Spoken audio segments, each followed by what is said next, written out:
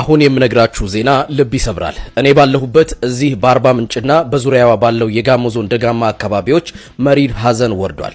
ላለፉት ቀናት የጣለው ኃይለኛ ዝናብ ባስከተለው የናዳና የጎርፍ አደጋ የ30 ወገኖቻችን ሕይወት በድንገት አልፏል። አደጋው በዋናነት ያጠቃው ተዳፋታማና ደጋማ የሆኑ የዞኑ አካባቢዎች ሲሆን 30 ንጹሃን ዜጎች ቤታቸው ውስጥ እያሉ በድንገት በመጣ ናዳና ጎርፍ ሕይወታቸው አልፏል። መኖሪያ ቤቶች ወድመዋል፣ ንብረቶችም ፈርሰዋል። ጋሞ በዚህ ሰዓት እያለቀሰች ነው።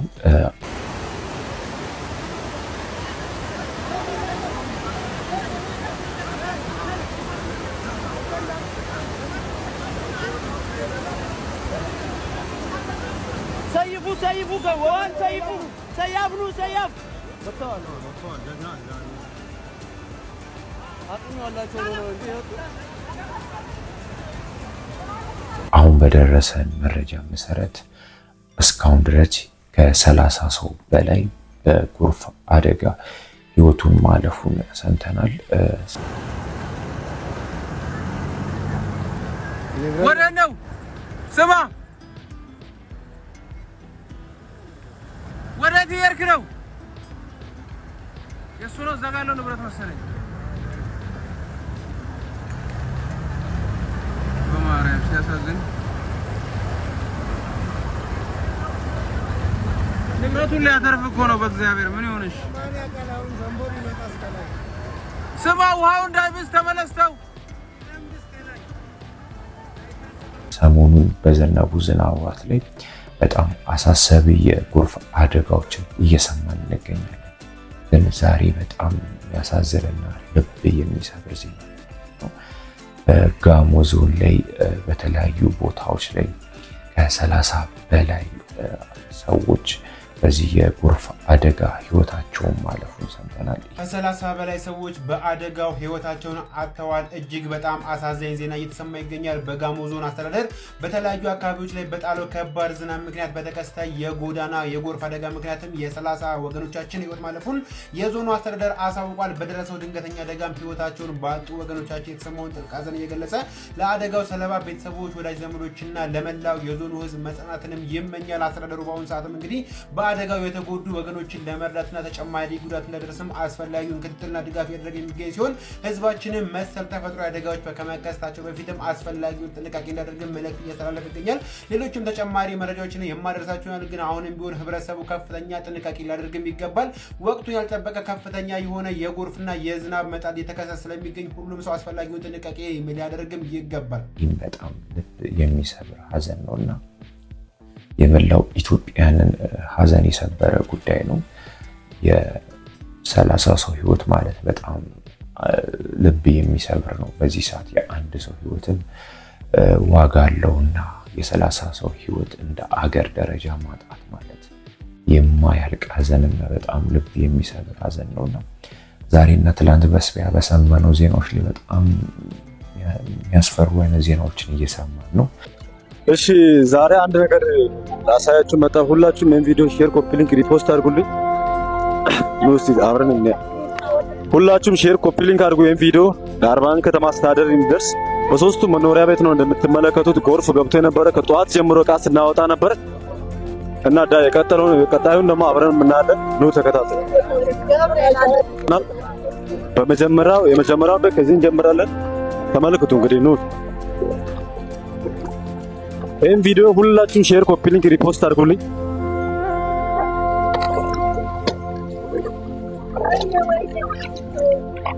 ተመልከቱ እንግዲህ መኖሪያ ቤት ነው።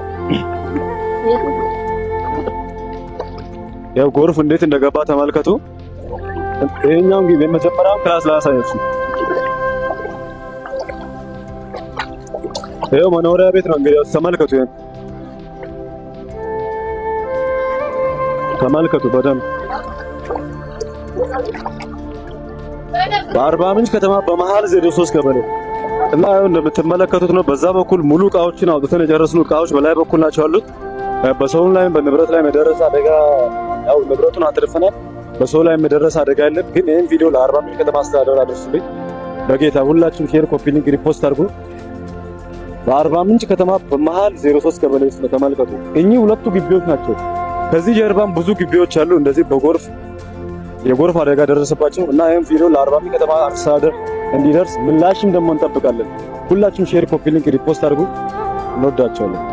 ጋሞ ዞን ላይ በጣም ከፍተኛ የተባለ ዝናብ እየዘነበ በተለይ ትምህርት ቤቶችን እስከ መዝጋትና ትምህርት ቤቶች ላይ ከፍተኛ በሚባል ደረጃ ጉዳት በማድረስ አንደኛ ደረጃ ትምህርት ቤት እንዳለ በጎርፍ እንዳለ አልቃለች እና ሼር ኮፒ ሊንክ አድርጉ። ለምን ያው እኛ የምንማረው እዚህ ነው። ትምህርትን በዛ ላይ አልቋል። በሶስት ዓመት አይል ትምህርት የለም ከዚህ በኋላ ይኸው የጎርፉን እያያችሁ የግለሰብ ቤት የለም፣ ትምህርት ግቢው የለም። እያያችሁ የቀረ ነገር የለም። ይኸው ትምህርት ቤቱ ወድሟል ማለት ይቻላል። ያው ህዝቡ እየተመለከተ ነው፣ ወደዚህ መግባት አቅቶት። እኛ ያው እናንተን ለማሳየት ብለን ጎርፍ ውስጥ ቆመን የቀረጽን ነው። ሼር ኮፒ ሊንክ ያደረጋችሁ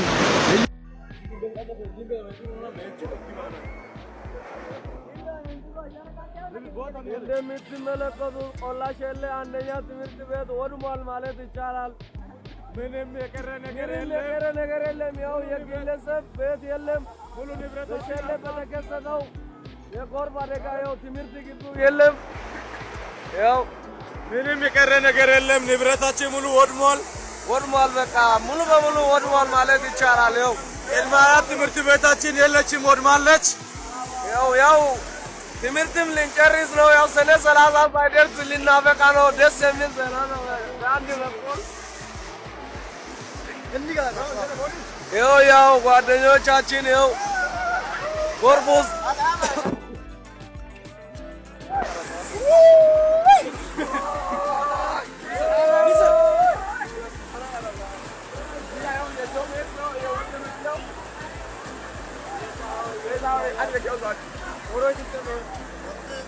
አሳሳቢ የሆኑ ነገሮች ተከስተዋል።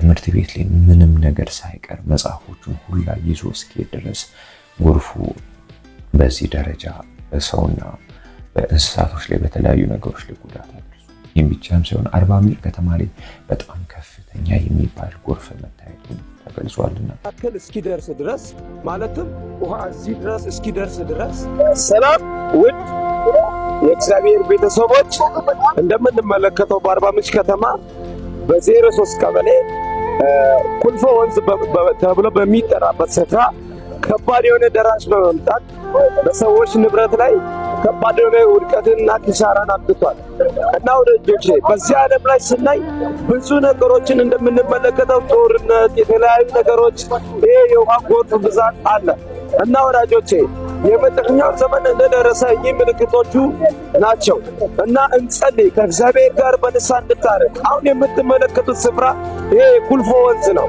በኩልፎ ወንዝ ላይ ደራሽ በመምጣት ብዙ ነገሮችን እያደረሰ ነው እና ወዳጆቼ ዘመኑ ቀርቧል። ንስሐ ግቡ። ጌታ ቸር እንደሆነ ታውቃላችሁ። እግዚአብሔር የምሕረት አምላክ እንደሆነ ታውቃላችሁ። እግዚአብሔርን በምሕረት የምንጠይቅበት ጊዜ ነው። እግዚአብሔርን በንስሐ የምንገናኝበት ጊዜ ነውና እወዳቸዋለሁ። እግዚአብሔር የምናስተውልበትን ማስተዋል ይስጠን። ተባረክ።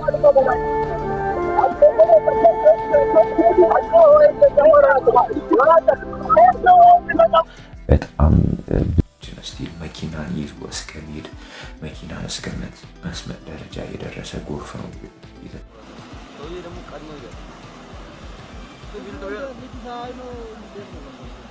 ራሱን ያተርፋል ብዬ አስባለሁ። የሆነ እንደው ከቻለና የሆነ ነገር አጋጥሞ ከያዘ እዚህ በዚህ አካባቢ ቢወጣ ነው የሚወጣው። ወደዚህ አቋርጦ ቢወጣ ነው የሚወጣው። ጠባብ ቦታ ካገኘ ግን አይወጣም። ጠባብ ቦታ ይሄ ከዚህ ወደዛ እኮ ጠባብ ቦታ ነው እንዳለ። ይሄ ነበር ምርጥ አማራጭ።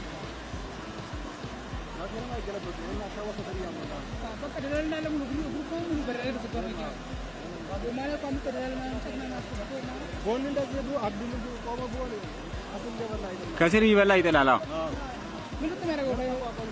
አሁን እኮ ወደዚህ የለም። ወደዚህ በኩል ተሻምቷል ትንሽ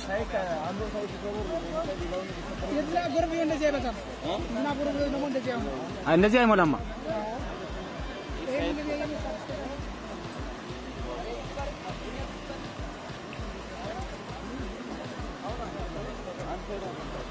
ያለውና ይህም እንደ ሀገር ሲታሰብ በጣም አሳሳቢ ነውና እንዲህ አይነት ጎርፍ በዚህ ወቅት ሰምተናል። ብዙ ጊዜ እንዲህ አይነት ጎርፎች የሚታወቁት ክረምት ላይ ነውና አሁን በዚህ ሰዓት ጋሞ ዞን ሀዘን ላይ ነው። 30 ሰው አታለች። እና የሟቾች ቁጥር ደግሞ ከዚህ በላይ ይሆናሉ ብሎ ይጠበቃል። ምክንያቱም እስካሁን ድረስ የታወቀው የ30 ሰው ህይወቱ ማለፉ ነው እና በጣም ከፍተኛ ጎርፍ ስለነበረ ብዙም ጉዳቶች በግልጽ አይታወቁም። አሁን ግን በትክክሉ የታወቀው የ30 ሰው በላይ ህይወት እንዳለፈ በሶሻል ሚዲያዎች ላይ ተገልጿል።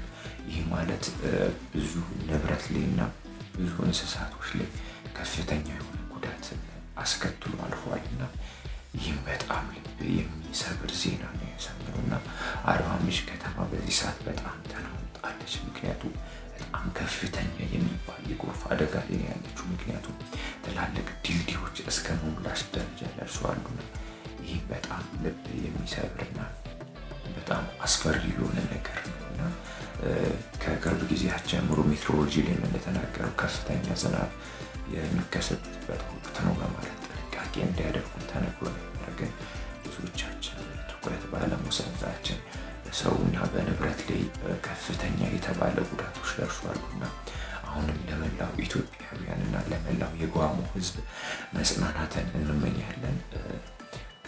ይህን በጣም ልብ የሚሰብር ዜና የሰማነው የአንድ ሰው ህይወት ሲያልፍም ልብ ይሰብራል። ግን የ30 ሰው ህይወት ማጣት ማለት እንደ ሀገር ብዙ ነገር ማጣት ነው። ብዙ ንብረት ወድሟል። ንብረት በንብረት ይተካል። የሰው ልጅ ደግሞ ህይወት አይለካምና አሁን በዚህ ሰዓት ጋሞ ዞን ላይ የምንሰማው የምናያቸው ነገሮች በጣም ልብ የሚሰብሩና በጣም ከፍተኛ የተባሉ የጎርፍ አደጋዎችና ታይቶ የማይታየ የውሃ ሙላቶችን ያየን ነውና እንደ ሚዲያ ባለሙያም እንደ ሃናኒ ቲቪ ኢትዮጵያም ለመላው ኢትዮጵያውያን መጽናናትን እንመኛለን ሲል ሃናኒ ቲቪ ኢትዮጵያ ይገልጻላችኋል። ሁሌም እንደምንላችሁ ኢትዮጵያ ሰላም ያድርግልን። መልካም